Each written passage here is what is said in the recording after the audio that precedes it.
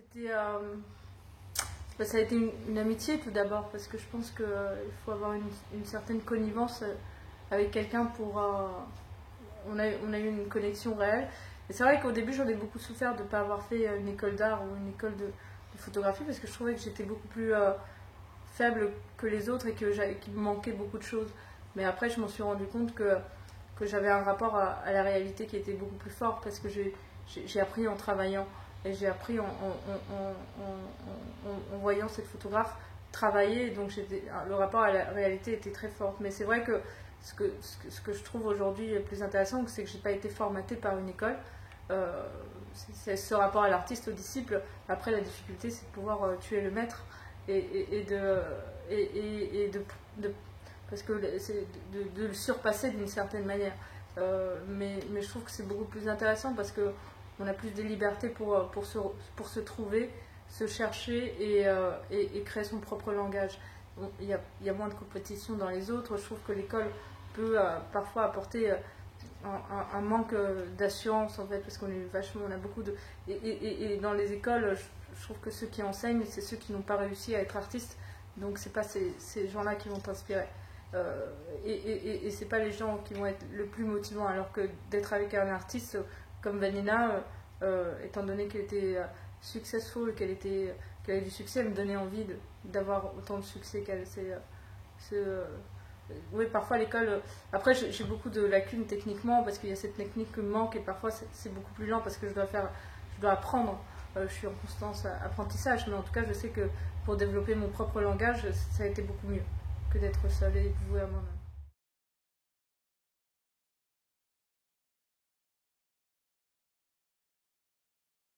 En fait, je pense que ce qui m'aide, j'ai beaucoup réfléchi à cette question, justement, je me suis beaucoup posé la question ces derniers temps, qu'est-ce que j'apporte de plus, en fait, que d'être à l'extérieur, et je pense que je suis très consciente du conflit, de l'histoire du pays, mais je trouve que mon art est un peu moins sanguin dans le sens où j'essaye de parler de conflit euh, sans en parler directement, sans le traiter de manière directe.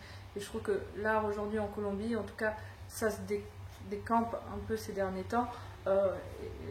Ne parler que du conflit, donc on se retrouvait à devoir parler, à connaître l'histoire du pays pour comprendre l'art. Moi, ce que m'apporte, c'est justement une distance par rapport à ce conflit, et donc parce que même il est très présent dans ce travail, où je parle de l'histoire d'un pays, je parle d'un pays, et cette distance me permet justement d'apporter une autre lecture à ce conflit sans avoir à le traiter de manière directe. Je pense que c'est ça l'avantage. Vivre en Colombie, c'est difficile parce que on est tellement happé par tout ce qui se passe, par la corruption, par cette paix qui est signée mais qui est très fragilisée. Donc c'est normal qu'on ait un rapport très sanguin au conflit. Moi, comme je vis à l'extérieur, ça me permet de prendre plus de distance et d'être moins atteinte directement. Voilà, je ne suis pas sur le front.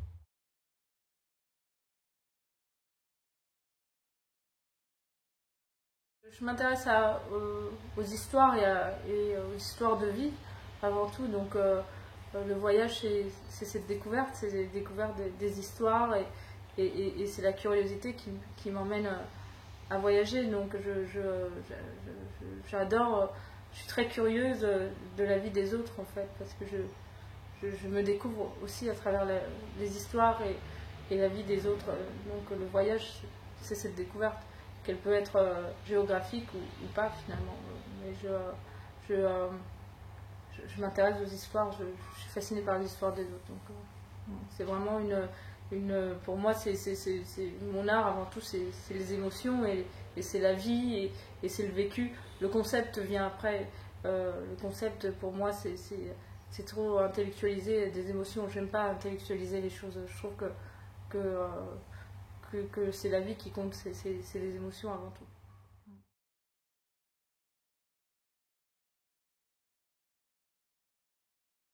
Oui, oui, oui, tout à fait. En fait, je m'intéresse à ces femmes, à cette recherche sur la féminité, parce que c'est encore une fois une manière de mieux me connaître.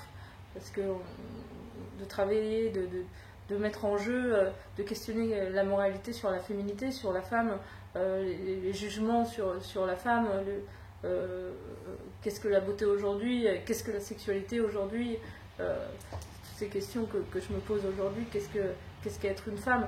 Mais je ne m'intéresse pas du tout à la femme dans la société, je m'intéresse à la femme en tant qu'être et son essence, je m'intéresse à l'intériorité de la femme. Et avant tout, qu'est-ce que c'est être une femme,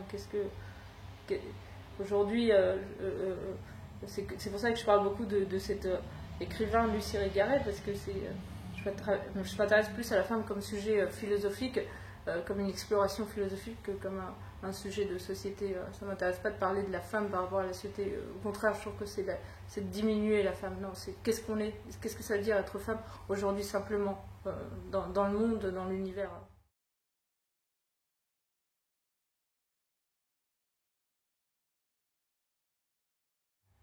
Je sais pas, je pense que la photographie c'est une étape. Ça dépend. Moi, ce que j'aime dans la photographie, c'est que je suis amenée à rencontrer les gens et c'est pour ça que j'ai choisi je suis allée vers ce médium inconsciemment parce que ça me permet de découvrir la vie des autres. Je pourrais pas le faire avec la peinture parce que c'est quelque chose de très solitaire ou avec l'écriture. Je pourrais pas le faire dans les films. La photographie me permet d'être ancrée dans le réel. Après, c'est mon interprétation de ce réel dans le travail, mais je suis obligée de partager beaucoup avec les gens quand je fais de la photo, avec toutes ces femmes que je rencontre, avec ces communautés indigènes. Donc, la photographie est un moyen de créer beaucoup de liens.